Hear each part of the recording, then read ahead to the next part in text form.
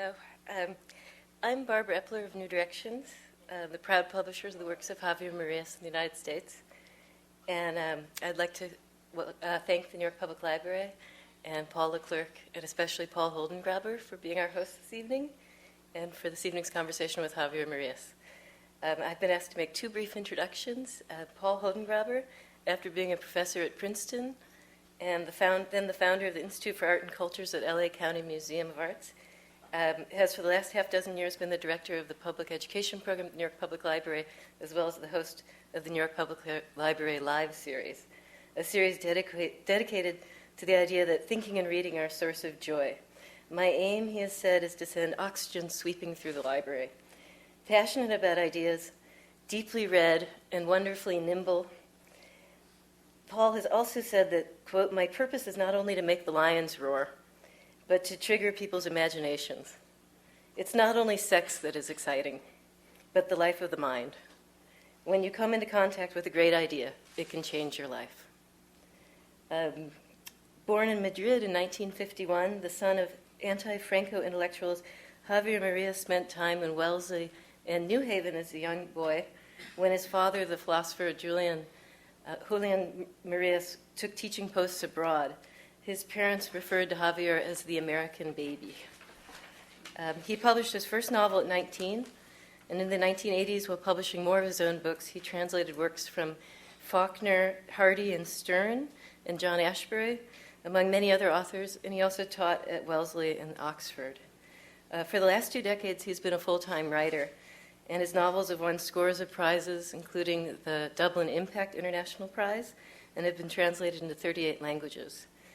6 million copies of his books have been sold worldwide, which is an astonishing amount for so literary a writer. He also writes a column every Sunday for El País. His novels are extraordinary and like no one else's. And one, Tomorrow in the Battle Think on Me, begins, "No one ever expects that they might someday find themselves with a dead woman in their arms. A woman whose face they'll never see again, but whose name they'll remember. No one ever expects anybody to die at the least opportune moments, even though this happens all the time. Seafood poisoning, a cigarette lit as the person is drifting off to sleep that sets fire to the sheets, or even worse, to a woolen blanket.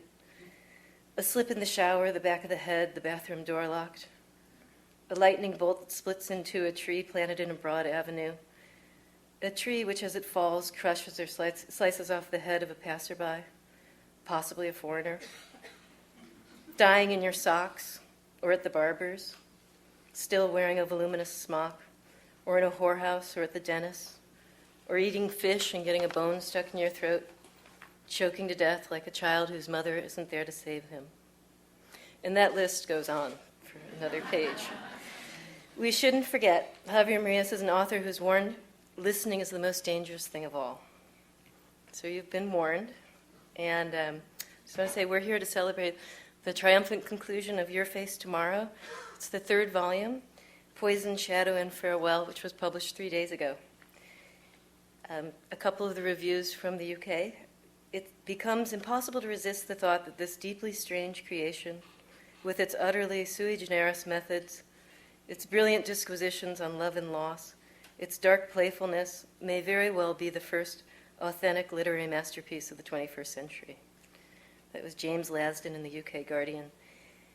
And Anthony Beevor in the Telegraph says, "This is the final and the most powerful part of Javier Marías' monumental trilogy, Your Face Tomorrow. Together, the 3 volumes constitute one of the great novels in modern European literature." We hope you enjoy tonight's discussion between these 2 Europeans. One is taken to America like a duck to water, and the other is intensely and thoroughly European. Yesterday, on the subject of religion as a powerful political force in American politics, Javier turned to me and said, "Well, at moments to Europeans, you Americans seem like Martians." He would not come here while Bush was in office, and New Directions takes a great personal satisfaction in finally getting him here after 20 years. Please give Paul Holdengraber and this very great novelist a very warm Martian, American, New York welcome.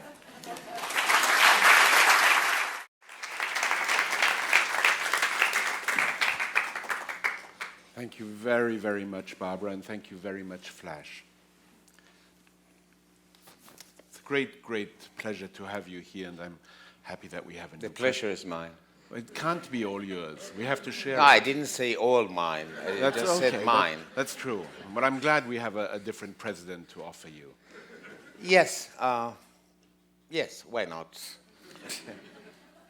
I'd like to start our conversation tonight on the subject of translation, which is a subject that you are deeply interested in, I think. And one of the things you've said, which is very simple, and I've never heard anyone say it before, which is that when we read a book in translation, we are not reading a single word written by that author. It's quite an astounding fact. And yeah, it's like that. You know that Borges said that translation was a modest mystery, but one of the biggest in the universe. And I think he was right, at least in some aspects. If you come to think of it, it's quite absurd that anything can be translated and still be the same thing as it was. But it isn't. In translation, when you translate a book, the book loses the language that made it possible. It loses absolutely each and every word, literal word. I mean, the author imagined, the author thought of, the author chose. In the case of poetry, you lose normally, very easily, you lose rhyme and meter.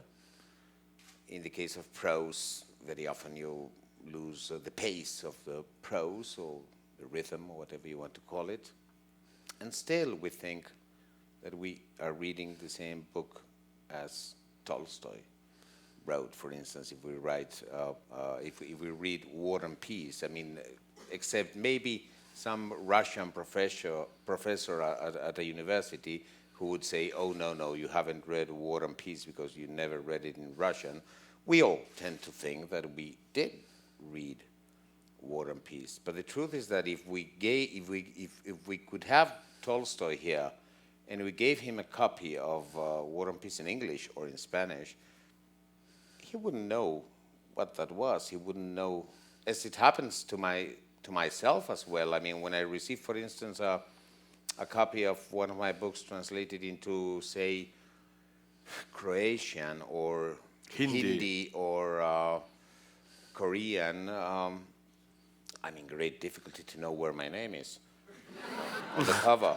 I said, well, this could be my name, this could be the title, maybe this, the dedication, but I really don't know where they are. So it's true that every single word has been changed, and that the wording of a translation has never been chosen by the author, but by the translator. But you also believe, to go further than that comment, which struck me, because I never really thought of it quite that way. It's a very simple comment, and yet in some way I think it actually alerts you to the fact that you're reading something in a strange and different language. It sort of puts in perspective Flaubert's comment about le mot juste. There's no mot juste, no correct word in the translation in some way. And yet you also believe that translation is one of the most creative endeavors, and you believe that perhaps the best book you ever really did was Tristram Shandy's Laurence Sterne, the translation of it. Yeah, because Tristram Shandy is much better than anything I wrote myself. I only rewrote it. Right. That's what you said to us when we were upstairs in the rear book room. Yeah, because a translator is something that's sometimes forgotten. That many people have said that a translator is a really privileged reader, which is true, because a translator must read very carefully, etc. But he's also a very privileged writer, if he's translating something good, of course. The fact of rewriting a great text like Tristram Shandy or like The Mirror of the Sea by Joseph Conrad, as I did in the past, or Sir Thomas Browne, or Thomas Hardy or Stevenson or so many others, is really a privilege, and you learn a lot by doing that. You learn, if you do it acceptably in your own language, you've learned a lot. You have tuned your instrument, which is language. You have polished your tool, and if you are capable of doing that acceptably, you've already done a lot, and you've learned a lot. On the other hand, there is another very good thing in translation for a would-be writer or for a writer, which is that you have to renounce to your own style if you have one, and try to imitate someone else's style. In that sense, you are like an actor, like a British actor. Not quite like an American actor. Sometimes, sometimes it's been said that British actors act, American actors are. It's not quite the case in all. But it's a bon mot. Yeah, it is a bon and, mot. Well, a British actor sometimes does that. I mean, he erases himself, as it were, in order to really be at the service of the character he's playing. And that's what a translator does as well. I mean, you have to erase any trace of your own style, if you have one, in order to reproduce someone else's, and normally someone who is much better writer than you. What does that do to the notion of originality? I beg your pardon? What does that do to the notion of originality then, in that moment when you're translating? What do you mean, what does it do? Well, in some way, if you have to make your voice cease to have a style of its own, and you have to simply be at the service of someone else. Oh, that's not bad at all. That's not bad at all. Even in your own writing, that's not bad at all. I think that originality is one of the most overestimated things in life, and it's a very dangerous thing, in my opinion, for a writer, for instance, generally for artists of all kind. Originality is very prestigious, but I think that's something you happen to be original. You can't decide beforehand that you are going to be very original. Many people do, and they usually write disasters, I must say.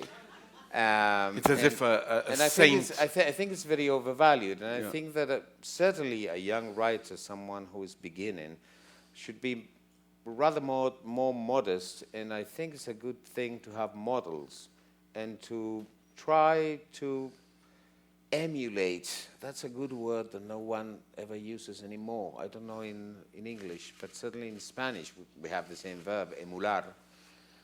Nobody uses it anymore, and I think that some very young people don't even know what it means. And it's not imitation, it's not certainly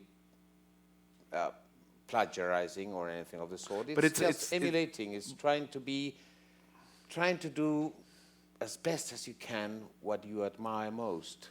It's kind of a pastiche of sorts. No, not necessarily. I mean, if emulation is try to be as good as something you really admire, you really love. And to begin with, I mean, certainly if you do that all the time throughout a very long career, when you're 80, well, that might be a problem. But when you're starting and when you're young, I think that's a very good thing to do. And that's a very good way of learning too. And it's a way of not try to be original. I mean, you happen to be original, I think. But you can't decide that you're going to be very original. And you can't say it for yourself. It's as if a saint all of a sudden said, I'm a saint. It would kind of disqualify them. For instance. Walter Benjamin, in The Task of the Translator, says that in translation, the original rises into a higher and purer linguistic air. I wonder if you agree with that comment. A higher? Air. Ear. Air. Not ear, air. Oh, air. Air. Now, we'll get to ear because you... Well, what Walter Benjamin wrote about translation was very, very interesting, but that particular sentence is a bit solemn, isn't it? I'll give you less solemn ones in a minute, and I have one, actually, that he quotes. Now, what did you you chose to one thing interesting, if you allow me. Of course. One interesting thing that I think he said, because I haven't reread that text in a long time, is, and I absolutely agree with that one, is that the moment you know one language, just one language besides your first language, you realize how incomplete all languages are, and you start missing what the other language has, and the things, and when you speak the other language, you are missing what your own language has. And to give you an example, which I used, I remember when I taught theory of translation in Oxford and also in Wellesley College and in Madrid in the 1980s. And I remember I used to say to my students two contradictory things the very first day. And I said, translation is impossible, and everything can be translated. And then I gave them some examples and I said, listen, for instance, in English, there are so many verbs to describe different ways of looking that we don't have in Spanish. In English, you have to look, of course, to gaze, to glance, to stare, to peep, to peer, to, I don't know, others, I can't remember. And we don't have that in Spanish. In Spanish, we have to add an adverb to mirar, which is to look, and then mirar fijamente or mirar whatever, which is really poor in comparison. But, for instance, Spanish has a huge richness of diminutives and suffixes. And for instance, the word tonto, which means silly or fool, has a series of, every Spaniard, I think, can tell the nuance and the difference between tonto, just like that, and tontín, and tontuelo, and tontaco, and tontazo, and tontorrón, and tontaina, and tontaina. You're looking at me, yes. No, I'm not. No. I just, I understand. Yeah, and tontaina, yeah. and tontazo, and all of them are different, and even some of them are very sweet ways of addressing someone. Thank you. Yeah, absolutely. And then you don't have that, I'm sorry, but you don't have that in English. And on some occasions, even to put another example about diminutives, sometimes it's not only impossible to translate that, but it's even impossible to explain exactly that. For instance, we don't say that very much in Spain, but in Mexico and in other Latin American countries, they often say ahorita, which means now, but in a diminutive, with a diminutive, which is absurd. If you come to explain, it's now, but said diminutively. For an English-speaking person, say, what's he saying? And then there's even ahoritita, which is a double diminutive, which is still more harder to explain. So Benjamin was right when he said, you realize that no language is complete. You have a nostalgia of the Ursprache, I think he said, of the primitive, the language that probably was before Babel, or Babel. You say Babel or Babel in English? There's a song about, you say tomato, I say tomato. Let's call the whole thing off. But I must say Babel, no? Babel, I don't know. I'm a linguist. The Tower of Babel? Good, thank you, sir. You see, it's even difficult to speak. Absolutely.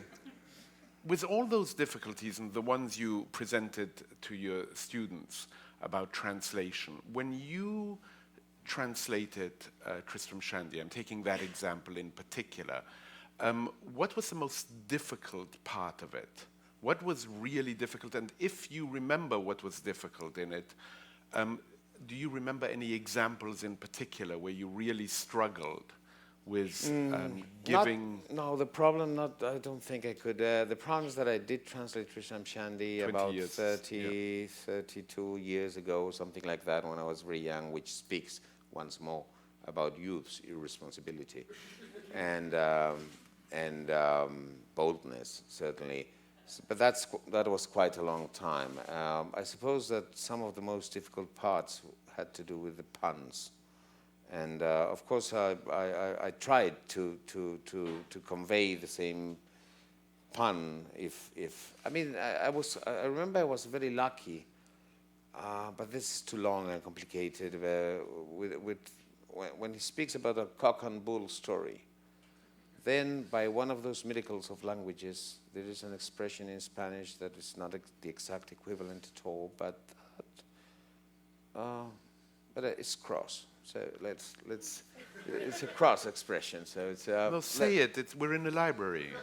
No, it would be too long, and it would be going into Spanish words, and no. But I was sometimes there are miracles with languages. Say, come on. I mean, this pun is translatable itself. Sometimes I had to write a footnote explaining.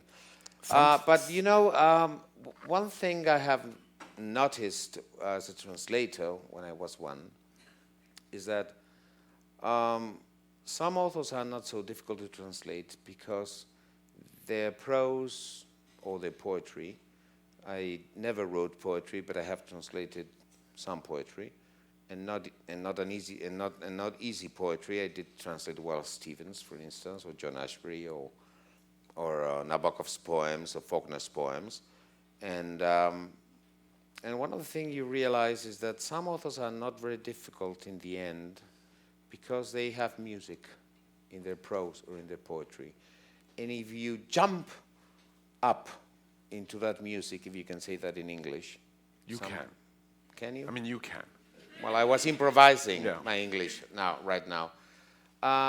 Then it takes you all the way, as it were. Whereas others, as good as the former, don't have that.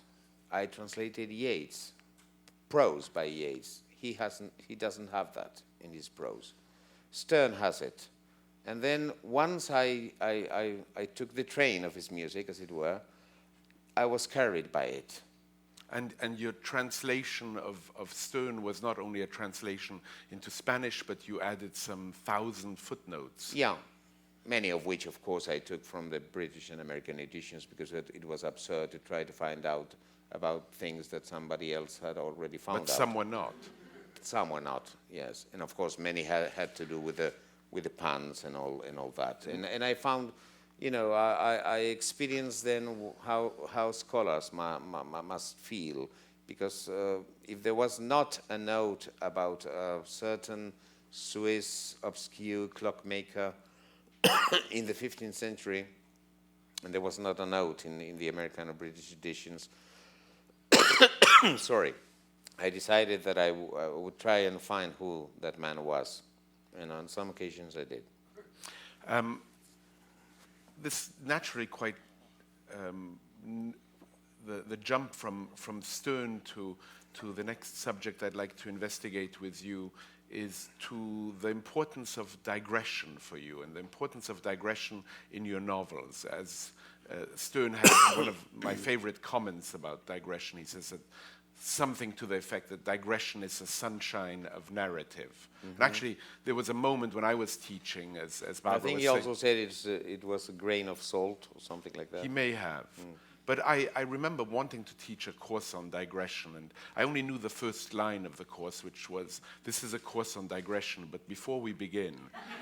Now, and I never got really to teaching that class, but a psychoanalyst I very much like, named Adam Phillips, in a book called Side Effects, says that digression is secular revelation. And he says that things said off topic, things that fall, as it were, out of your pocket, is, according to him, where real action and feeling lies. And I'm wondering if, to some extent, this couldn't be said about your work, that you have a propensity or a proclivity at moments in your narrative simply to slow things down so much that they nearly come to a standstill. And to the irritation of conventional readers, too, I'm afraid. Yes, I think that one of the most wonderful things that a novel can do, and perhaps not so much any other kind of art, and probably not any other literary genre, is that it can give time its real duration. By its real duration, I mean, of course, time's real duration is 1 minute lasts 60 seconds and all that. But that happens in real life. That's the way it is, of course. And but I would say that time doesn't give time the time to really exist. But if that's happened to everyone. If we come to think of the way we remember time, remember something important or not so important, for instance, imagine that you've been discussing for a whole night with your girlfriend or who is leaving you, for instance, and that was a very long night, and there were all kinds of arguments and discussions and beggings and whatever. A long night, you know. And one of those. One of those. And after that, probably when time passes, it's very likely that you remember of that very long night, you remember just one gesture, one look, one sentence, the moment when you thought you could save that relationship, something very short. And only that. And the rest has been absolutely erased from your memory. And then, that's the real duration of things, in my opinion. But in real time, in actual time, in actual present time, we never notice that. We can't. We can't because, as I said, time doesn't give time to have its real duration. What does that say about our memory? What? What does that say about our memory? Because I've always liked the... I think it says that our memory is the one who gives, it's the one giving time its real duration and selecting what things or what moments even were important, really. And then you can have that in a novel as it happens. In a novel you can do that. In a novel you can have things happening and having the duration they never have in real life.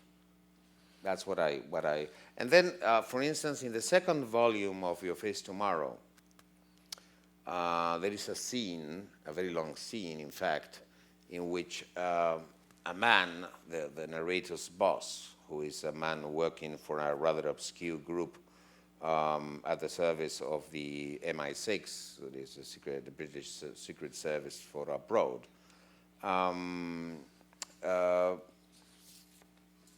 brings out a sword in a handicapped toilet at a disco in London in present day, which is very, very, very absurd and very rare. And then he's about to strike or to behead someone who is there. A real moron, by the way. So the reader is afraid of that happening, but not so afraid. And then instead of, I mean, the very impatient conventional reader will want to know whether that moron is going to be beheaded or not by Tuprau, which is the name of the character. Yes, and so what do you do? But then, instead of that, what comes is a long reflection about swords. And why a sword is so scary nowadays. Much more than a gun, probably. And what's been the meaning of a sword, and its comparison to an arrow or a spear or a lance, because, you know, one thing that a sword has, or had, is that you throw an arrow and the arrow may hit the target or not. But you have to use another arrow in case you want to try again. Whereas a sword, you never let it loose. You can strike once and again. It can be an ending, which is very scary. And then there are some reflections about that, and etc. And then there are also some flashbacks, because the narrator remembers some things his father told him that happened during the Civil War. And then we go back to the handicapped toilet, and then for a while, but only for a while. And I think the whole thing lasts about 150 pages. So why do you... I must say, to my discharge, you say that in English? To my discharge? In my discharge? No, you don't say that. To my defense, yes. Yeah. That particular piece is also a tribute or a wink to Cervantes. There is a moment in Don Quixote in which Don Quixote and a character called the Biscayne, or del Vizcaíno, are about to strike each other with their swords, and then there is an interruption in the story, and Cervantes goes to something else, and you expect him to come back to those two swords up in the air, and he doesn't. He never does. So those two swords have been for 400 years now. There. And they shall ever be. What is worse, they shall ever be there. So, in a way, I was not so bold or daring. Cervantes had done a much worse thing. In the end, my sword, the sword in my novel, does come down. So you slightly improved on Cervantes, remembering No, on the that. contrary. No, on the contrary. What I'm curious about is why you do this. In some way, are you telling the reader, festina lente, just wait, hurry slowly, take your time, sure, pay attention, sure, and if I irritate you, learn the value of being irritated, because there is something for you to gain. There is virtue in difficulty. Yes, somehow. But at the same time, I hope that the digressions, even if they initially may irritate a conventional reader or an impatient one, that the digressions in themselves are interesting enough for him or for her to forget after a couple of pages about the sword, that particular sword in this character Tupra's hands, and be interested in what the narrator is telling in that digression. I want it all to be as interesting as the apparently most interesting things. Action, plot, they seem to be very interesting, but I'm not sure they are so interesting by themselves.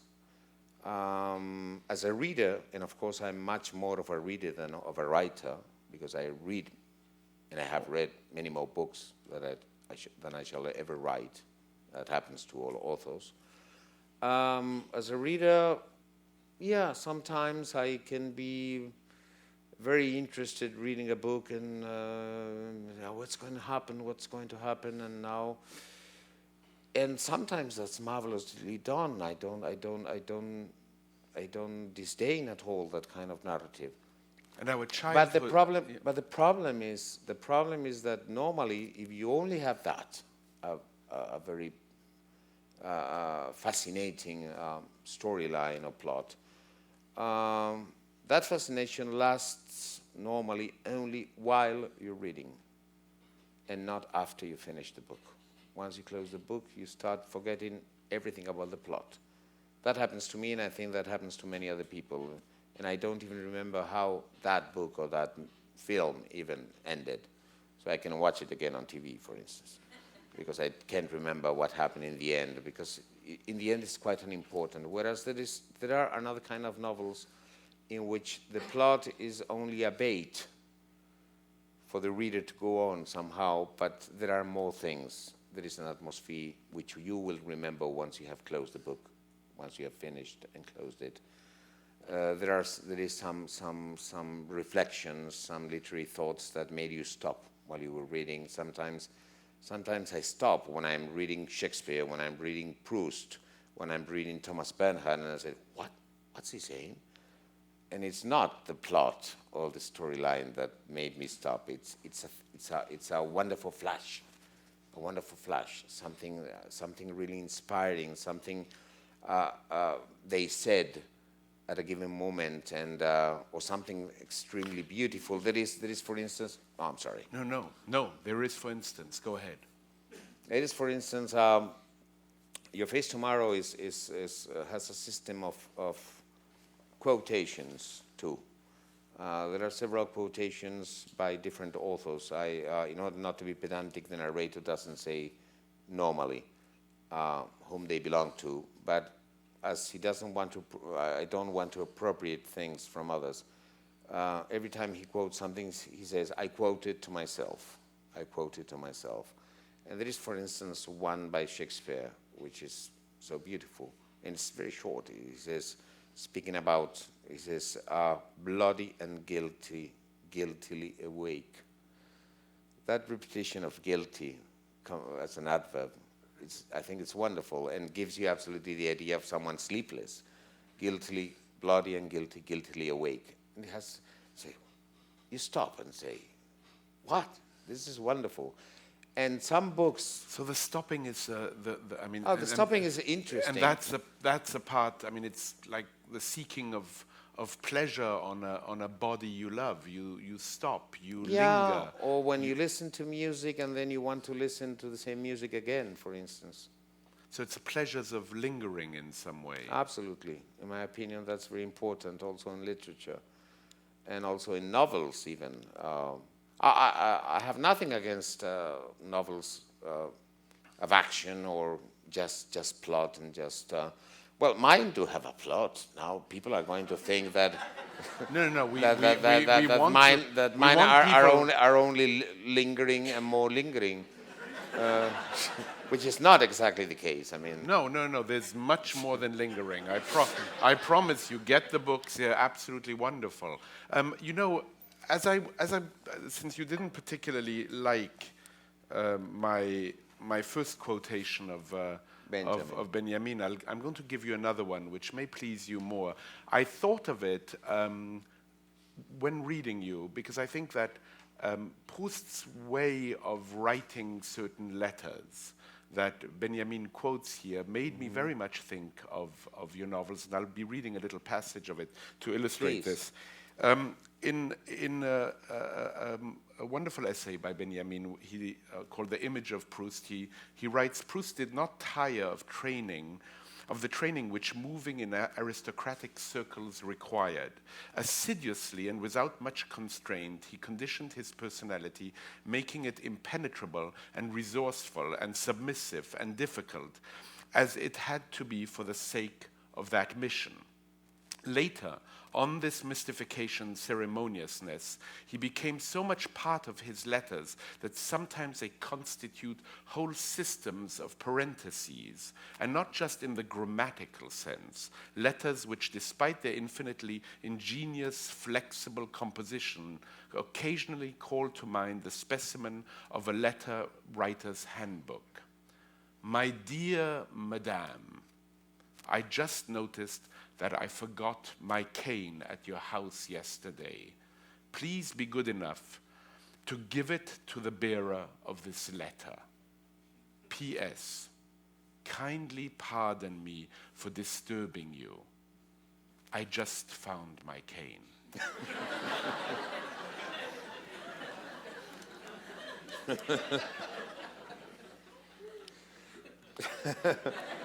Yeah, well, you could also interpret that as well, of course, he might not have sent the note in the end. I don't know if you mean that I might not have written my books in the end. No. But it's possible. I mean, of course, I might not have written them. No book is ever necessary. Absolutely, no book is ever necessary. I mean, this history of the world would be exactly the same as it is without our having had even Shakespeare or Cervantes. Would be the same one. Really? I think so, yeah. Oh, if we didn't have any of them, If we didn't have Montaigne, and if we didn't have then it would be different. But if we, So if we at a didn't have certain one, limit. But Yeah. really, it would make you, though, it would make many of us, I think it would make many people in this audience, I would imagine, different people, if they hadn't... I said the world would be the same, not the people, or not certain people, but the whole of the world would be exactly the same one, without any of them. Which would lead us quite naturally to Maybe ask... not without Homer. Who started everything, as you know. That's the only doubt I have about that. But anyway, my books certainly are not necessary at all. In fact, I can't withdraw them now anymore. I can't do that. Though I could have done it with the third volume, for instance. I was tempted at a given moment to not to finish the third volume, but that would have been a different thing. And when you finish a book, are you on to the next project? No. No. The problem, one of the problems with my way of looking at literature and my way of writing is that I never had a project, not a big literary project for sure. And in fact, whenever I finish a novel, I don't even know if there shall be another one. And I'm very happy without when I don't write. I mean, I don't need that. Those pompous words sometimes writers use, I rather dislike them because I think they are a bit false, and I don't think there is a real necessity. And or if there is, I don't know. Maybe you should go to a shrink or something. But I live happily, reasonably happily. If I'm not writing, and I wait. I wait if something comes to my mind after a couple of years, and I feel like writing again something, then I start. But So do you? But I don't even know whether there shall be a new novel once I finish one, and in particular with this one, which has been so long. It took me about 8 years of my life, and well, I had the feeling that when I finished the third volume, that I had emptied myself in a way, and that at least in the field of the novel, maybe I didn't have anything else to say, which was okay. I mean, it was all right. I've started a new one now, a shorter one. You said that very quietly, but everybody heard. Yeah, well, I don't know, because I mean, after 8 years with the same characters and in the same world, I see these new characters from in this novel I'm writing at present as almost intruders and newcomers and strange people, and who are they and who knows them in comparison with the others with whom I spent such a long time, you know. So I feel very insecure. I'm not sure I care about them very much, which is a bad thing, not to care about your characters, but maybe I do more than I think at present.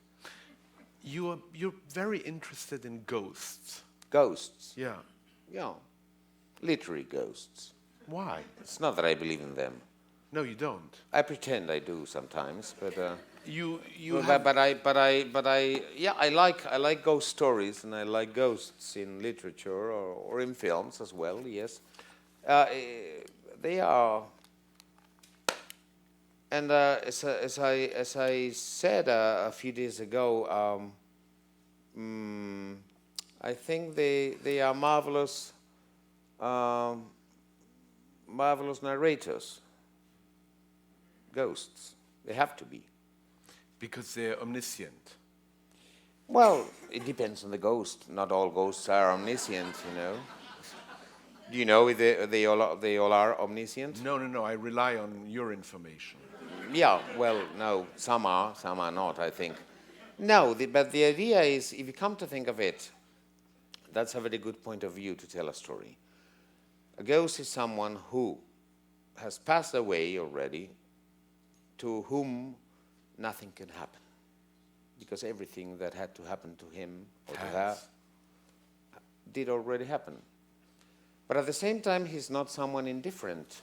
I mean, he's someone who is out of the story in a way, but at the same time, he's not indifferent.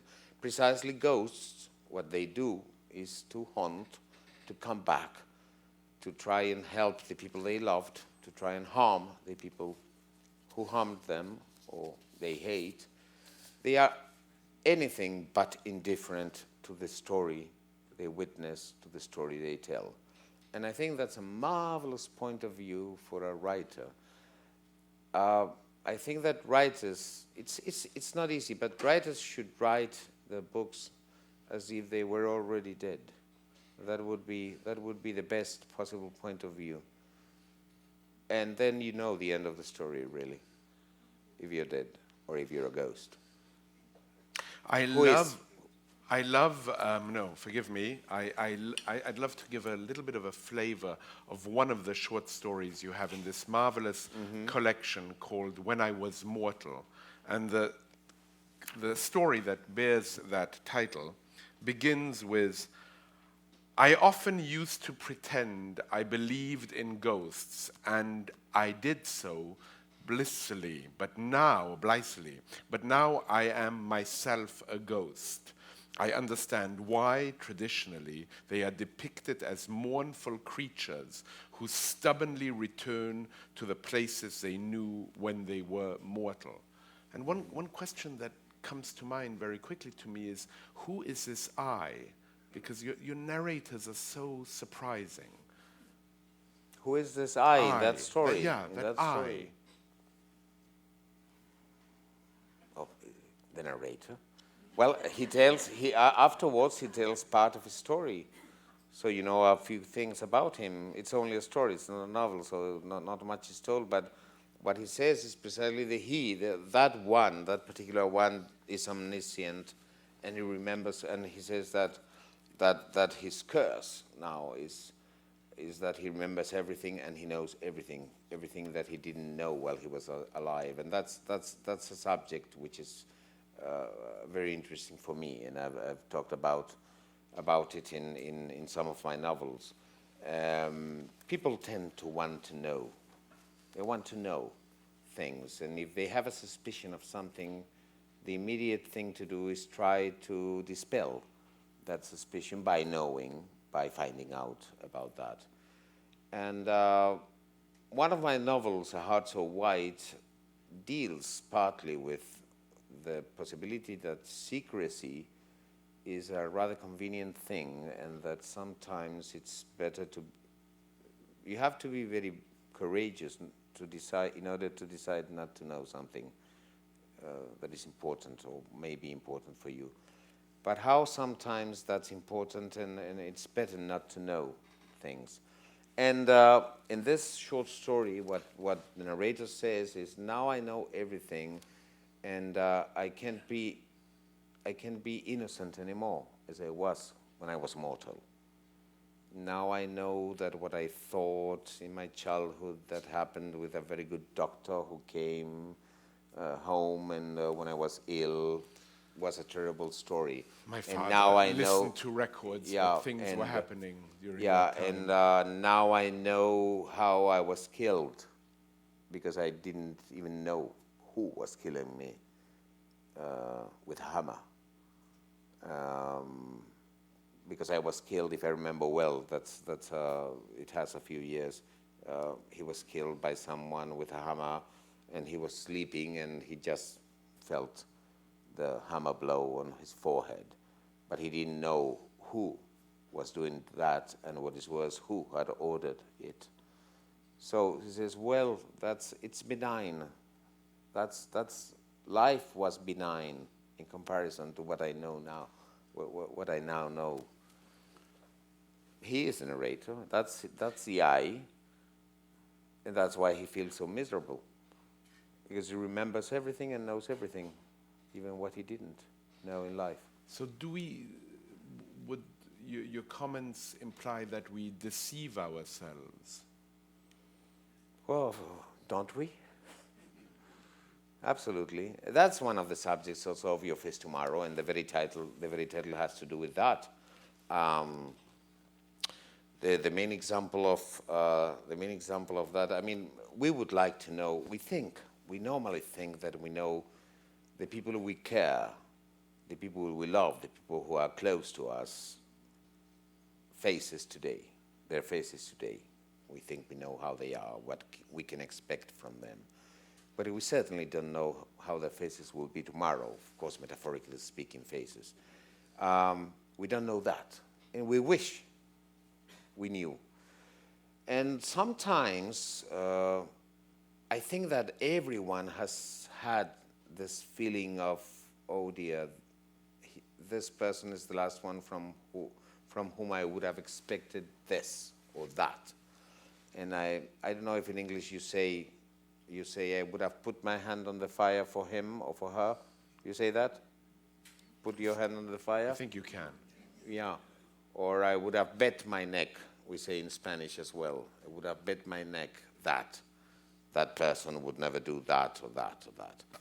And sometimes not very serious things happen, but we all know, I think, even in childhood, we all know that feeling that, oh dear, this person has done this, or this person has betrayed me, or I feel this person has betrayed me. And afterwards, very often, after that happens, or we think that's happened, we've come to think, oh, well, now I remember that on one occasion I saw something in this person which I didn't like, that made me mistrust this person. But that's after we know. And generally, when we see something we dislike or in someone we care about, we don't want to see that. So we don't want to read the signs. I mean, No. It's kind of like... No, we think, oh, he's having a bad day or she's having a bad day, or maybe it's my imagination. That's a usual thing. The functioning of jealousy works like that. Yeah, also. When you become jealous... Well, unless somebody's so jealous that he's wanting to be jealous. There are people like that too. But generally, yes, suspicion sometimes. What do you do with suspicion? What do you do with... I don't know if you know this Belgian writer, Suzanne Lillard. No. I don't think she's very well known certainly not in the American-speaking world, and I don't even know if in Europe she's very well known. But I remember reading a line of hers a long time ago where she said that everything, particularly in a love affair, everything is visible immediately. Mm-hmm. It is there. Yeah. You know it. Yes. You can see the beginning, middle, and end, yeah. But you look away. I think she's rather right, yes. But to follow with that example, it's not only in love affairs, it's also, in this novel, Into Your Face Tomorrow, there are two characters that are based very clearly, and I never concealed it from two real people whose permission I asked. Now they're both dead, but they weren't when I started writing the book. One was my father, and the other one was Sir Peter Russell, an Oxford Don, with whom I had a very good friendship since I was teaching there in the 1980s, until his death about 4 years ago. And I used their part of their biographies for these two characters, the narrator's father and the character called Sir Peter Wheeler. And one of the things I used from my father is what happened to him, and what happened also to the father, to the narrator's father in the novel. Now it's also in the novel, of course. And it was that by the end of the Civil War in 1939, exactly only a fortnight after the war ended, which was a terrible moment for the losers of the war, for the defeated side, and of course Franco's people and Franco's troops and Franco police were just shooting people. He was denounced by, in principle, he didn't know by whom. and he was put to jail because in those times, of course, as in all dictatorships, a mere accusation was enough to bring someone to jail and probably to the firing squad at the time. And of course, you had to prove your innocence, which is something that can't be done. But it's often forgotten that it can be done. It is the one accusing who must prove the guiltiness of someone. You can prove, if I say that Paul Holdengräber, for instance, yesterday morning killed an old lady on 27th Street, for instance, unless he has a good alibi for the moment, he can't demonstrate he did not do something. And if it is given to me the privilege of telling the truth in principle, whatever I say is true, then you would be in big trouble. So my father found out a little later that the man who had denounced him was his best friend for many years. They had been friends even in high school, and that's more or less in the first volume of the novel. There is a conversation which doesn't reproduce exactly any conversation I did have with my own father, but a similar one, or one I might have had. And of course I asked him, but didn't you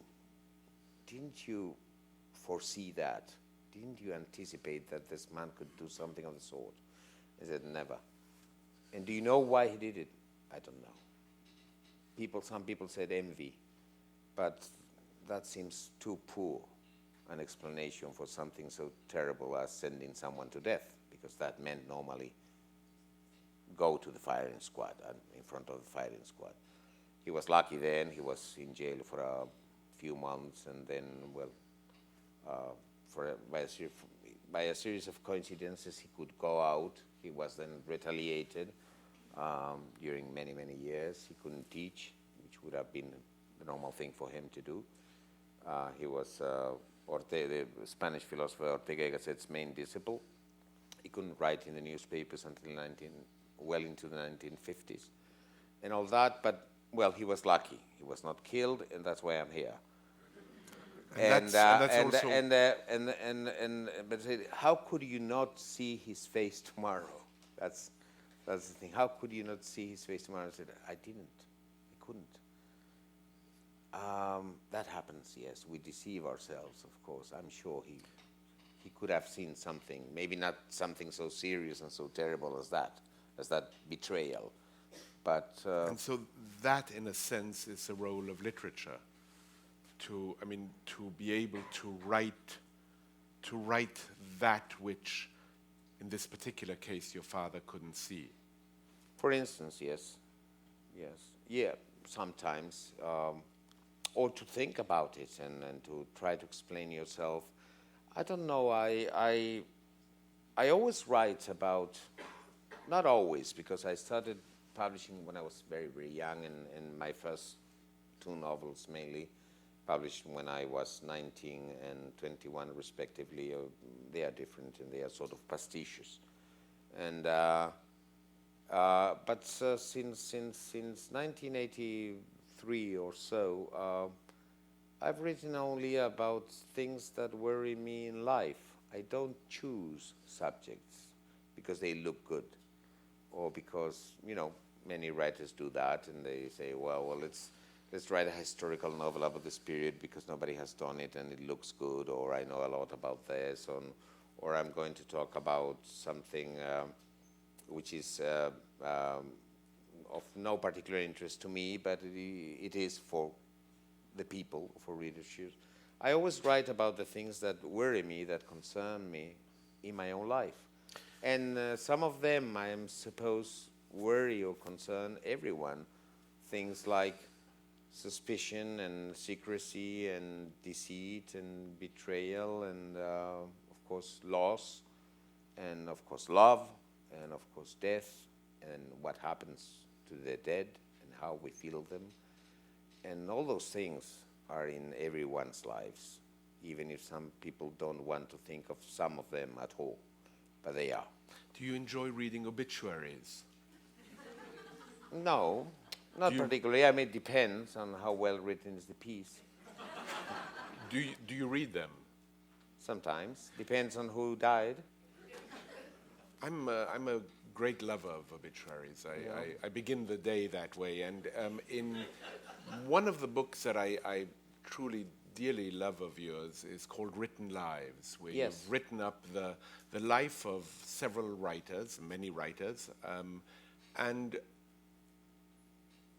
it would seem that your subjects are chosen according to the passion you have for them, both positive and less positive passion you feel for some of them. Most of them are celebrations of the writers in some form or fashion, I would say, but you choose your subjects both carefully, and you choose what you will write about these subjects very carefully. Of course. And give, and don't, in no form or fashion. You were talking earlier about the pain academics must feel when writing certain books. In this particular case, you will very idiosyncratically write about a particular subject. I'm taking, for instance, the example of Thomas Mann. What you particularly feature quite abundantly in that piece is Thomas Mann's digestive system. And well, because he devoted quite many pages in his diaries to that, and then I just mentioned that he did that. Yeah, well, that book, the idea was. The idea was more or less to. The pieces are 7 pages long or something At like most. that. Yeah, and only so they're very short, and they can be short biographies, not even short biographies, because they would. I mean, they are too short. They are portraits, you could say, but the idea in my mind was to treat real authors as if they were characters. Fictional characters, because in the end I think that in the end, and I thought I was doing something not illegitimate, as it were, because I think that in the end all writers wish to be fictional, and I thought, well, why don't I try to talk about them as if I was writing a short story about one character who happens to be Robert Louis Stevenson, or Nabokov, or Faulkner, or Conrad, or Conan Doyle, or Rimbaud, or whatever, or Stern himself as well. And that's what I tried to do. And I was not interested in their work. I didn't talk at all about their work. And for instance, it's very clear that I don't like very much Thomas Mann as a personage,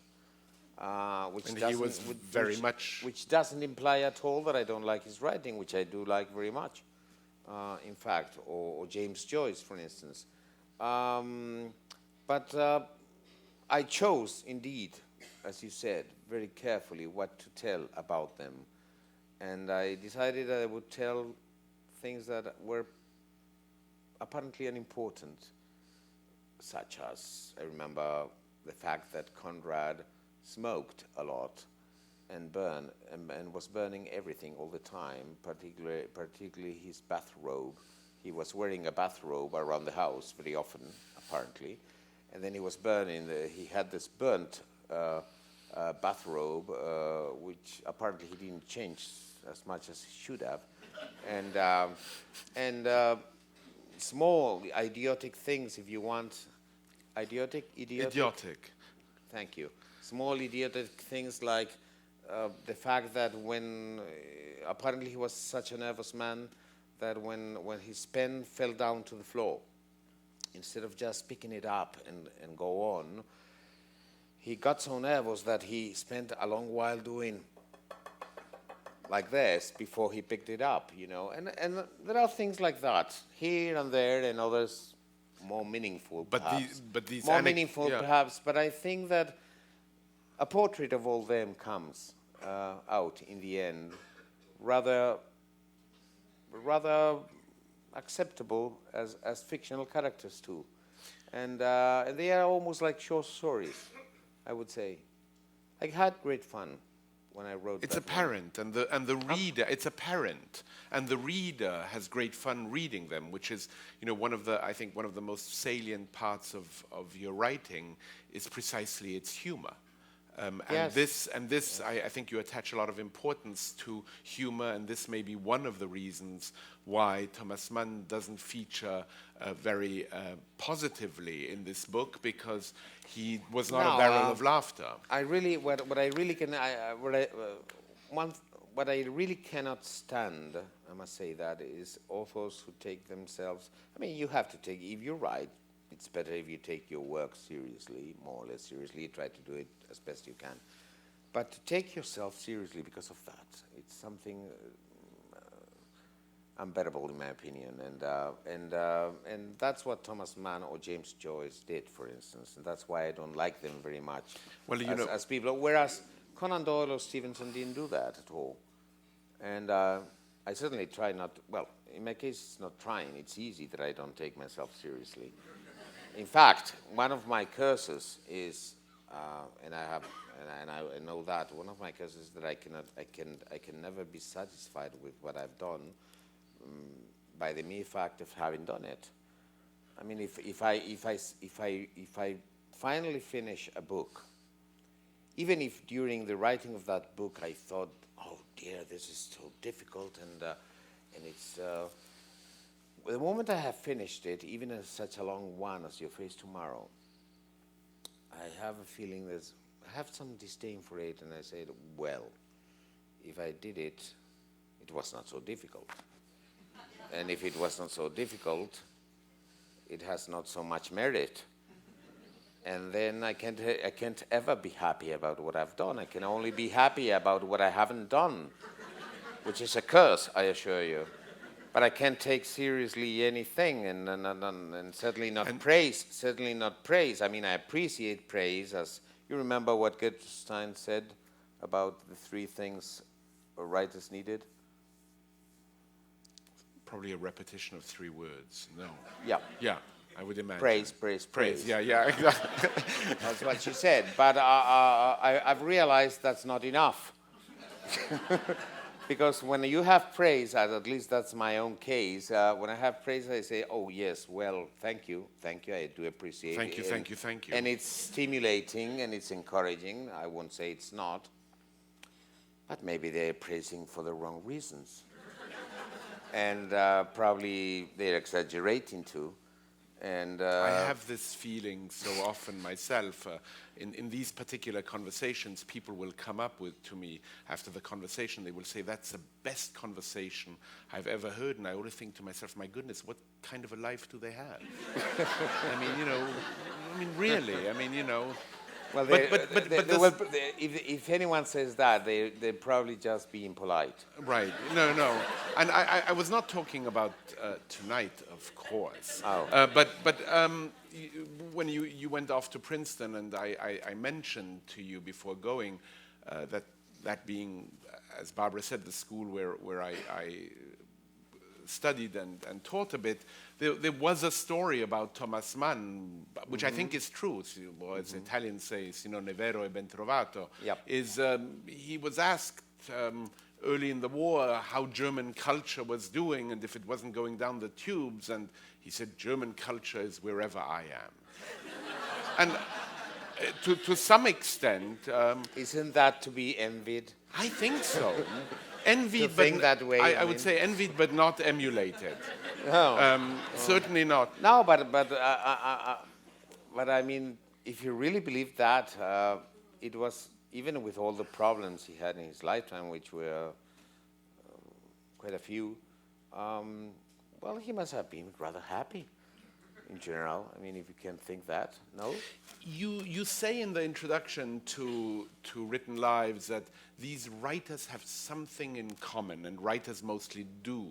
And you've reiterated that in a wonderful piece that I read in the New Republic, that they have disastrous lives. Many they of have them, disastrous yes. lives, and you say in the New Republic piece, which was published maybe 6 or 7 months ago, that you are quite pleased that young people, young children today, are not looking to, they don't have as an aspiration to become a writer. Well, today or in the past. I don't remember when I was a boy, I don't remember anyone saying, I want to be a writer. They wanted to be lion tamers or firemen or, this kind of thing, not writers.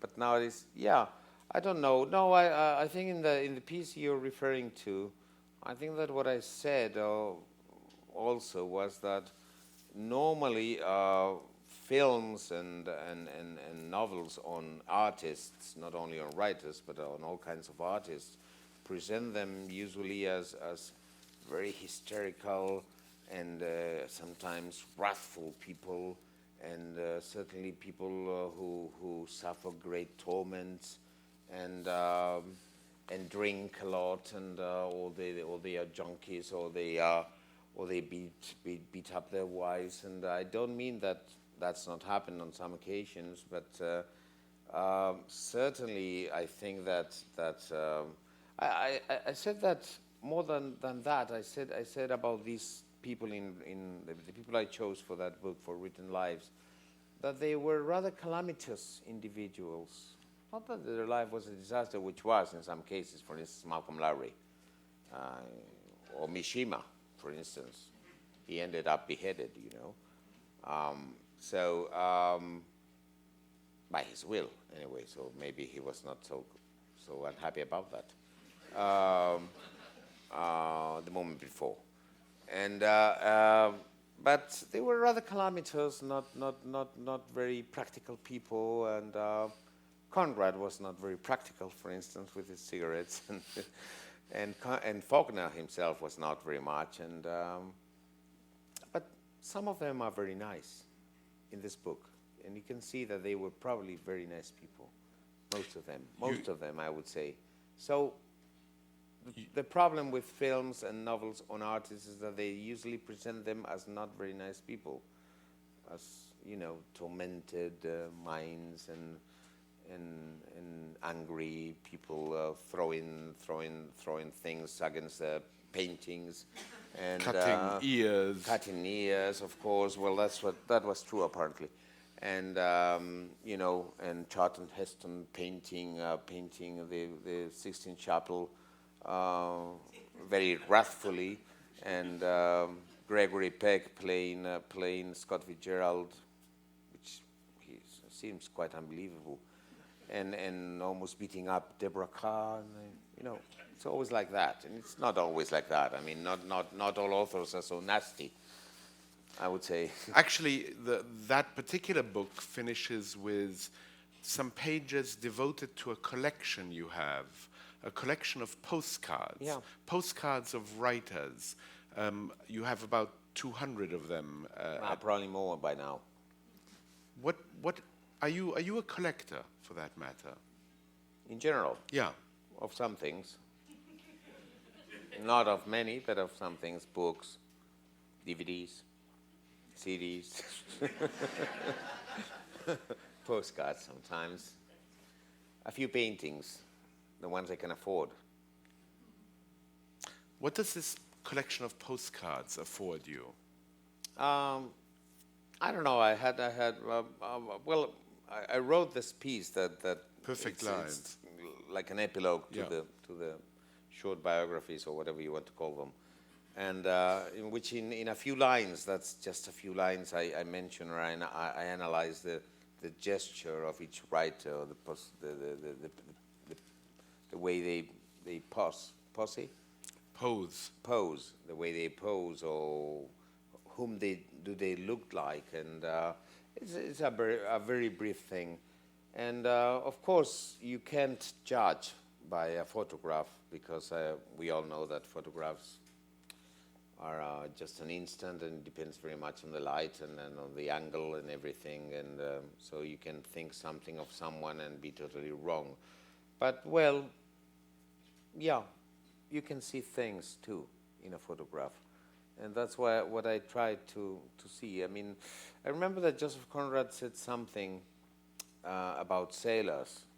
He said the aim of a sailor is always to see, because that's one of the biggest problems. When at sea you don't see anything because of a gale or whatever. He said to see, and I think that's what we all aim at, to see things. And to see things also in faces again. And that's what I try to do in that epilogue. Well, it's again going back to the things that we don't see when we look at somebody. Yeah, sometimes we don't. There's Sometimes we do. nearly the excess of a person. You feel overcome by too many details and can't quite take them in. Yeah, also one of the problems, of course, and that's mentioned also in Your Face Tomorrow, it's so long, the book's so long that so many things are mentioned here and there. But it's the fact that I think I'm sure that one of TV's great, one of the reasons for TV's huge success ever since it was invented is that it allows us to look at people in a way that we can't ever look at anyone in real life. Because if I start looking at you the way I look at someone on the TV, you would say, "Come on, stop staring at me, Javier," or something. You can't do that. And at the same time, you're looking at me as well, so I can't be so impune, you say, in English? You can't look at me with such impunity. Impunity, yes. You don't have the adjective. I think we do have it. No, we don't. Again, we have it now. Things to be missed. Yeah. Things to be missed well, in a language. You look with impunity. You look with absolute impunity, and impunity which is absolutely impossible in real life unless you're a peeping Tom or a voyeur. Which is partly what your narrators can be. They can be. Eavesdrop, they can look with great intensity. I think that's in some way what a ghost does very well. Absolutely. You, after going to Princeton, you went to Yale. Yes. Yesterday, and you went back to the house where you lived, and you went back to find it. So you went to see, in a sense, your face tomorrow. You went to see the my face the day before yesterday. Before yesterday. So at least my face yesteryear. That's a good word. Not bad. Tell me, what was the curiosity and what was the feeling in front of that? Well, the curiosity was very simple. I was taken there for the second time in my life. I was taken to the United States when I was 4. The first time I was taken to the United States, I was only 1 month old. And because your father was fleeing. Yeah, my father was hired by Wellesley College when I was born. And a few years later, in 1950, in the academic year of 55, 56, he was hired by Yale University, and he was going to spend the whole academic year, so he decided he would bring along my mother and 4 children. And I was 4 then, and I think that my very first memories, because 4 is approximately the age in which many people start having memories or keeping them. I think that my very, very first memories come from New Haven, precisely. And they are very neat. And I remember that my brothers and I loved it, because, of course, it was a new country, and it was everything so different from Madrid. And there were squirrels and things, and there was a dog. I remember there was a dog with whom with which we ran races with a hedge in the middle, because it belonged to the neighbors. So I remember so many things from that period, and we loved it so much that when we came back to Madrid, you know how children are. They think that everywhere is around and nearby, and for years we were asking our parents, when are we going back to New Haven? When are we going back to New Haven? But we never did. So I was in New Haven yesterday. I happened to know the address because my father mentions it in his memoirs. He published his memoirs in the 1980s, and I knew it was. So I went and yes, I was very moved, I must say. I was very, very moved. I can't be sure whether the house has not been painted with a different color. It was dark gray, which is slightly strange, perhaps, and I'm not sure it was like that 50-odd years ago. But your point exactly about what we remember. Your point exactly about the paucity of memory that we don't. Yeah, absolutely. Well, of course, it was also a slightly melancholic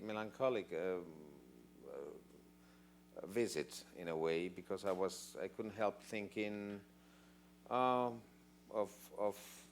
my parents. They are both now dead, and I thought also, well, probably my father went to work, take it this way, and yeah. That was a long time ago, of course, but the American. I always think that time is deposited in space. It's space. The space is the keeper of time gone, of time that is gone. You go back to a place, and all of a sudden, something so remote as that comes to you with a. Proust wrote a lot about that, of course. Comes with a enormous strength, and all of a sudden you see yourself with when you were 4 years old. It's not that I had forgotten, because as I said, I have many memories of that period. But I said, I'm here again. I had this feeling, I'm here again, and it's incredible, because it was as if, I mean, I tried to. I remember there was a garage in the backyard or something. And I went towards that because we played in that backyard, and we were afraid of the garage. We didn't enter the garage. I said, "Oh, there's maybe my eldest brother said there is a man there," that kind of thing. And so we didn't go there, but we peeped, and I had the impulse to go there and peep. So it's very strange. It's very strange, and I think it's space. Space is where time is deposited sometimes. I somehow have so many more questions, but I'd love to end on that note. Thank you very much. Good. Thank you. Thank you. A couple of questions, if there are some. There's a mic.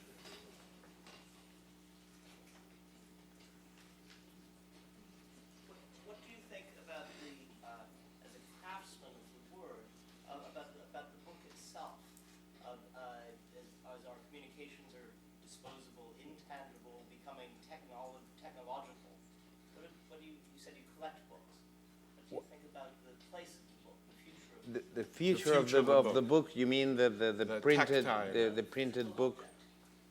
Is that important? Yeah, to me, yes, but I'm a dinosaur, I don't know what will happen. I suppose that if the e-book or whatever it's called, or it's going to be called, is really successful, which I don't know if we can assure as yet. I suppose that in about 20 years' time, there will be a generation that has been used to that, and that because of that, they won't even miss printed books. And that may happen, of course. I don't know. I like to think that actual books, as we know them, won't disappear. They shall coexist in the worst of cases. I like to think that, but I can't know. And something else is the problem of the copyright and all that, which is maybe too complicated. And on the other hand, I don't even use a computer, so. You write on a typewriter? Yeah, I write on a typewriter and I correct by hand. And so I'm not very well informed about all that problem, but that could be a big problem for writers, I suppose, if the same thing started to happen as it's happened with songs and films and TV series and all that. I wrote recently one of my columns in El País, Sunday columns I've been writing for many years, about that, and I said that, when my generation was young, many people, many students stole one book now and then from a bookshop. Let's not deny it. And most people, well, it was the 70s on the one hand. On the other hand, I remember one thing that was important. We thought that we weren't ruining anyone, because one book here and there, even for a bookseller, was not a great tragedy. And we were very aware that we weren't stealing from the author, because an author gets paid for every book, stolen or not. Stolen or not.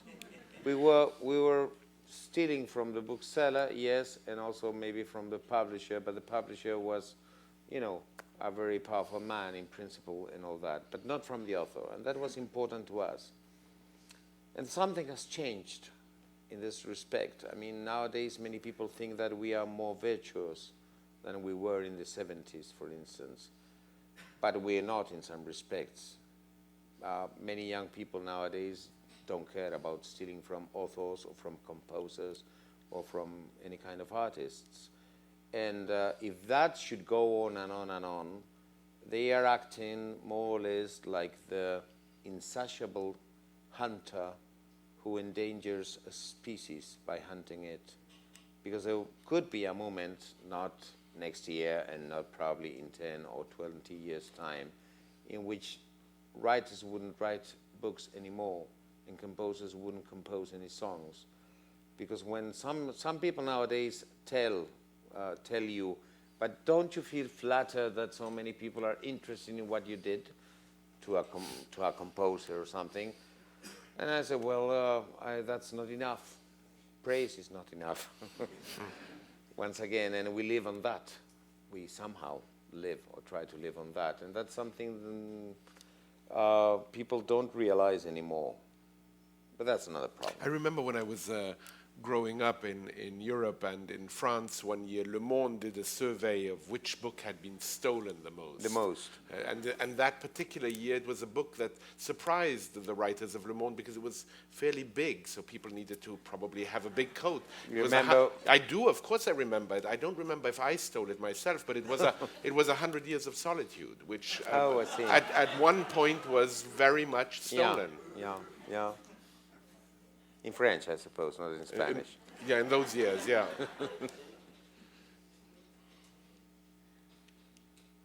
There's a mic, a couple more questions. You said that you almost didn't finish this final volume. Could you tell us what the issue was, or why? Why you couldn't finish this final volume? Was it the final volume of your novel? You couldn't fit. You thought that you might not be able to finish it. And why, yeah. Well, why did that come about? Well, for several reasons. One of them is that 8 years, or maybe 9 years, is a long time in anybody's life, and it's more in a middle-aged man's life, as I am. So you don't even know sometimes whether you're going to live to finish something that's going to take you, in principle, so many years, even if I didn't know it was going to take me so long. In fact, when I did publish, as I think I said, when I did publish the first volume and I had interviews and I was interviewed in Spain and all that, I talked about a second volume. I didn't even know there was going to be a third one by then. On the other hand, as I don't work with a computer, I can't do this thing that apparently computers do very easily, which is, for instance, where did I use the word rain in throughout 1,500 pages, and then you press a button and you know. Isn't it so? Well, I don't have that. So I had opened so many things in the novel, And on the other hand, I had published 2 volumes from which I couldn't change anything because they were already published. So if I had made a mistake in those volumes, I had to stick to the mistake in the 3rd volume. And I was thinking, oh dear, how shall I close all this? Because I've been opening and opening and opening and opening things and elements and stories and digressions and all that, and how shall I do it? And on the other hand, you know, this kind of thing, did I say that this man's eyes were gray, or did I say they were blue, and where did I say it? And I was leafing through the volume first and then volume second, and in fact there was a moment in which there is half a page that does exist because I made a mistake only, and then I had to write something to amend that mistake that I couldn't change because volume 1 and 2 were already published. So reasons enough to doubt that I could finish the whole thing.